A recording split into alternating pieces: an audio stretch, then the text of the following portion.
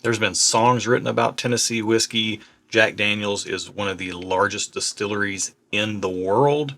But are there other gems hiding here in Tennessee that you need to be aware of? Today, we're talking about Leiper's Fork. I'm Erin. Question mark.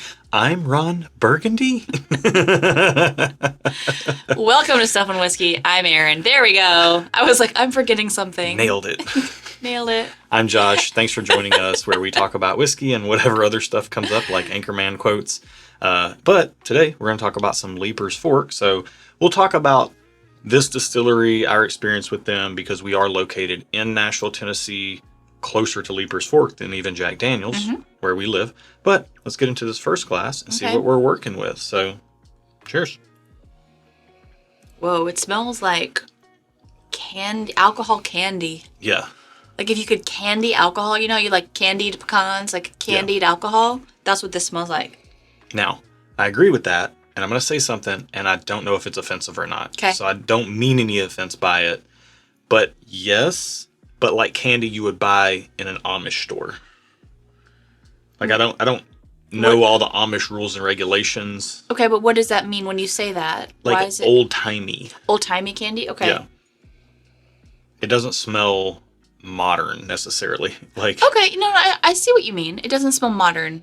Yeah. Yeah. Now, this is their own distillate. They distill it, they age it, all that here in Franklin, Tennessee, or what I know to be Franklin, Tennessee, just south of Franklin, Tennessee, which is a suburb of Nashville. But when you say Franklin, you think of the suburbs. This is more out in the country than that. Actually, Leiper's Fork, Erin and I were at the distillery a couple years ago, and it was really the impetus that I needed to try to get, this girl right here, city to try girl. to little country mouse, city mouse action over here, to get her to want to get a place out in the country because it is beautiful out there. It's quiet. Leiper's Fork an actual location, like a mailing address, or is Leiper's Fork just like a part of Franklin? It's a part of Franklin. Okay, so like South Hall. People that live in Leiper's Fork, their address is Franklin, Tennessee. Yep. The address on the back of this bottle is not Leiper's Fork. So in Nashville, you can live in a part of town, almost like a borough in New York. It's like, even though your address might be Franklin, Tennessee, you're going to say, oh, I live in Leiper's Fork, or I live in Cool Springs, or I live in whatever, and that different boroughs, if you will, of Franklin, or the same part of Nashville. I live in 12th South. I live in Berry Hill. Yep, Those are both Nashville mailing addresses. They might not get it. A lot of places are like that. Let me finish my sentence, I want to drink the bro. whiskey. Let me finish. Okay, let's drink. I'm drinking the whiskey. Okay.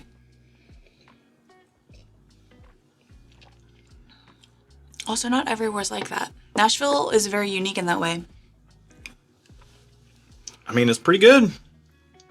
It's pretty good. It's like red candy. It's a little thin, but it tastes good. 100 proof, 5 years old. Okay, 100 proof. See, my expectations weren't set. Well, I will say the color for 100 proof is quite nice. Yeah. Okay. 100 proof, 5 years old. I think this being craft bourbon. Now, I'm not going to say it tastes legacy. You definitely can taste that there's something a little bit different going on here. Yeah. But our times at Leiper's Fork, where we've been there, we definitely have enjoyed their products to various degrees. This first one we're drinking, this is out of a sample jar because this bottle is the Bourbon. And we're going to talk about that in a second. But this is their Tennessee whiskey. Okay. I will say for 100 proof, now that my expectations are set for 100 proof, it is quite good. And to your point, it doesn't taste legacy, but sometimes craft can go barnyard, and this does not go barnyard. Like, it doesn't feel like I'm walking into a barn of cows. Like, it tastes good. So that's the good craft when it's not barnyard. So this is good craft. Mm-hmm. Yeah, one of the things that a lot of craft distilleries love to say is, we like to highlight the grain. And I think that's just a way of excusing themselves for not having aged whiskey that doesn't have that super grainy note. And sometimes it does get barnyardy or grain silo-y. This has the grain note in there. Like, you can taste, like if you're at Leiper's Fork and you're sitting there and you're smelling the air around the distillery, it smells kind of like this taste. Like there's almost like a terroir, like with wine.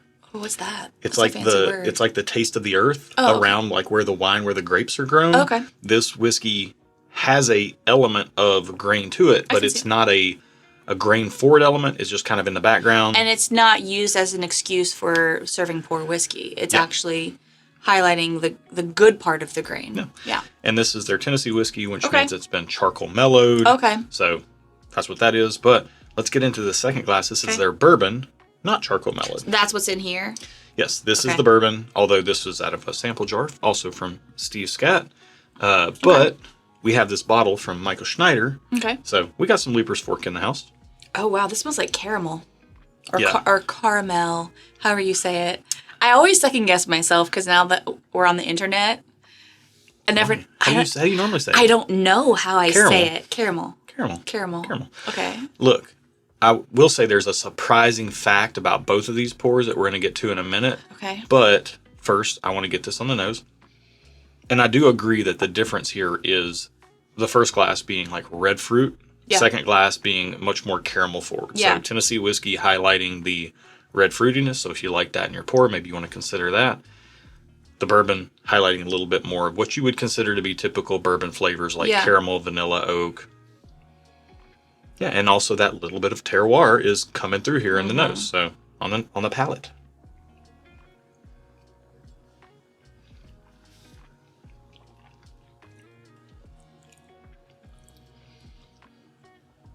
Yeah, I mean, more caramel on the palate. I think this tastes more craft on the palate. It does. There's a slight hint of barn. Oh, you're getting it a little bit here. Like the floor of a barn. Yeah.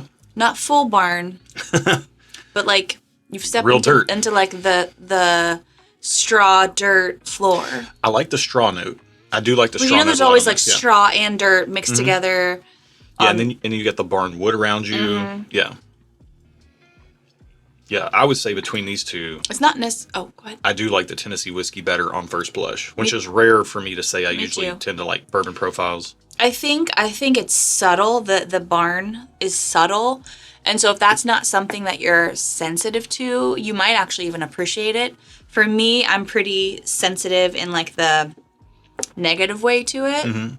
So I do think I like the Tennessee whiskey better for that reason. Yeah. But it's done well. Like, it's not offensive. I'm just pretty sensitive to that flavor. Yeah, to me, what you call barn, sometimes I call corn husk. Oh, yeah. And I can see that. I get a corn husk note. I think where the first glass with the Tennessee whiskey, and look, all Tennessee whiskey is bourbon, but not all bourbon is Tennessee whiskey. You have to be made in the state of Tennessee and go through the charcoal mellowing process to be considered Tennessee whiskey. They call it the Lincoln County process here because it was developed in, surprise, surprise, Lincoln County. Whereas the bourbon, I think the difference here, and I will say it's not just a difference in the charcoal mellowing, but it's worth noting that these are bottled and bond products. The laws of bottled and bond, amongst many other laws for bottled and bond, or at least some other laws for bottled and bond, they have to be the same distillation season that is in the batch. So this particular bottle, for instance, it'll tell you somewhere on here, it will tell you, or they at least have to say when it's bottled. Oh, okay. So, if this were a 2025 or 2024 or whatever it was, and it's 5 years old, I think this is a 2025 because Michael got it when he was in town for our annual gathering last year. Okay. If this is a 2025, it either has to be all whiskey from January to June of 2025 or 2020, or 2020 for being a 5-year product, or from July to December. So those are the distilling seasons, like the first half and the second half. Okay. And I'm not a meteorologist or a agriculturalist, but if you look at 2020 to 2025 and the distillation season that made this bottle could be different than, if this were 2021 to 2026, well, that's one season of difference between those two products. And it's different barrels. Or it could have been, like, let's say they were both in the summertime. This could have been a hotter summer than the sample we're drinking. Right. Or it could have been a cooler summer or a more moderate summer. So there's batch variation even between the distilling seasons in a blended product or in a batch product. Exactly. Especially in bottled and bond. I mean, by law, it has to be, it's going to be somewhat different. And when you're a major mega distillery like Buffalo Trace, for instance, and you have a bottled and bond product like E.H. Taylor bottled and bond, small batch, that can probably be a little bit more consistent than a small scale distillery like Leiper's Fork. We will say that this is anywhere between $50 to $80 bottle in your market. Okay. And in our market, because we're here locally, it tends to be on the higher side. It's just the way that it is. Yep. They're here. They know people are going to buy it because they visit the distillery, or if it's in stores here, the stores don't want to undercut the distillery. But in other markets, it is as low as $50. I think for $50, if you see it in your market, it's a steal, especially the Tennessee whiskey. If you want to give a craft distillery a chance and you're willing to take a little bit of a roll of the dice and you like fruit forward pours, this Tennessee whiskey is pretty good. Mm-hmm. I'm going back to it now and it smells great. Yeah. I'm getting different things on it, which I kind of like. So when I went back to the Tennessee whiskey the second time, I kind of got a little more cinnamon on the nose. It made me think of Christmas a little bit. But then when I tasted it, I kind of got coffee on it on the palate. And I didn't get that the first time. So this is kind of a little shapeshifter? Yeah, it's doing some things. And I like the things it's doing. I do think I prefer the Tennessee whiskey because to me it tastes less craft. And to me, that's a good thing. It's everyone's personal preference. Some people love it, some people don't. That's fine. Now, here's the surprise note that I had for you. Okay, what's the surprise? Both of these wheated. Never would have guessed that. 70% corn, 15% wheat, 15% malted barley in both. If you watch the channel regularly, you know Aaron has a strong dislike for wheated bourbon. But I feel like that it's the same amount of malted barley and wheat, so it's not super high wheat. So 15% is a pretty solid amount. But there's also 15% barley. Yeah. So doesn't it cancel each other out? Sure. Yeah. That's how math works, right? It's like sugar and fiber for people on keto diets. Exactly. Yeah. Also, I will say there's a product we don't have here from Leiper's Fork, which is a rye-based bourbon. They have a 70 corn, 15 rye, 15 barley. We visited a distillery. Traditionally, that is our favorite of the bunch. We just don't have a bottle of it here right now. Or a sample, yeah. Or a sample.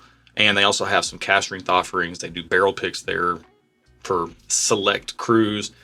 We have talked about doing one, but we have not yet. Mm-hmm. But if you do want to check out our barrel picks, you can do so in the video description below, linked at the very top. Yep. Check out our Patreon. Our barrel picks drop exclusively over there through our Patreon community. It is an awesome place to get plugged into an amazing community as well. If you're just looking to chat whiskey over on Discord, and if you want maybe some assistance in finding things that aren't in your market, like let's say maybe Leiper's Fork isn't where you live. Well, guess what? We know some people. And you might be able to ask around and somebody might be able to point you in the right direction. So, yeah. Or you could just get some behind the scenes content, some bonus live streams. That's worth checking out over there as well. Absolutely. I would say, I'm trying to, as best I can, eliminate any hometown bias and the fact that we've been to Leiper's Fork a few times. We really like the people down there. They've got that Tennessee Southern hospitality. Mm-hmm. It's a great place to visit, especially if you can get Paul on a tour down there and his accent. Trust me, that will be a great day for you. But they do good work. Mm-hmm. I almost said they do good work. You said do. But I caught myself. But then you said it. Yeah, I know. But I just have to cop to it. But yeah, we like their stuff. $50 to $80. $80, I think, is the ragged edge that I would want to pay for something like this. Yeah. And you're more paying to support the distillery a bit there, but $50 or $60, this is batting pretty nicely for what it is. I think it's worth a shot. For that price, it's worth a shot. And if you don't like it, then you know not to get it again. Mm-hmm. Yeah. I agree. All right. Well, I think that's it. That's it. Thank you guys for watching our video. Be good to each other, and until next time. Cheers. Cheers. We ought to take another trip down there so I can get you more interested in getting a house out in the country. No, because then I'm going to want to get a house out in the country, and it's not time yet. That's true. We need 20 more years, and then we can get a house in the country. So take me out there in 20 years. That is true. Oh, they're barrel entry proof. I meant to say this. It's 110 proof barrel entry. Most people do 125. So they have to water it down less to get it to 100 proof. Oh, that's good. Which it shows. It tastes 100 proof, but it doesn't taste as watery as 100 proof usually tastes. Yeah, once I got my expectation set for 100 proof, it actually was really nice at that proof point. It tasted not watery when I knew it was 100 proof. Yeah. For some reason, I always want things to be like 110 or above. Yeah. I think that's my like sweet spot. Man, I'd have bet dollars to donuts that I would have preferred the bourbon before we did this video. Yeah. Tennessee whiskey tastes better. Shows how much you know. My small man brain can only know so much. I know, right?